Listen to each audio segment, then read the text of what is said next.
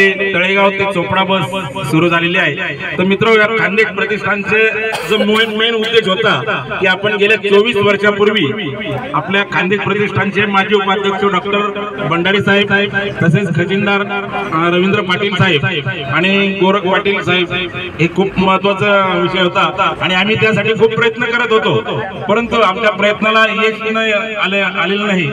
तर मित्र, आपण आज या प्रसंगी जेवढे उपस्थित आहेत त्या सगळ्यांचं मी मनापासून स्वागत करतोय आणि उमेश भाऊ जे प्रयत्न करतायत, जो त्यांचा पुढे कार्यक्रम चालू आहे, यांना पाठीमागे न खेचता, आपण एकमेकाचे पाय न खेचता पुढे कसे जाता येतील, हा आपला पहिला उपक्रम सक्सेस झालेला आहे मित्र।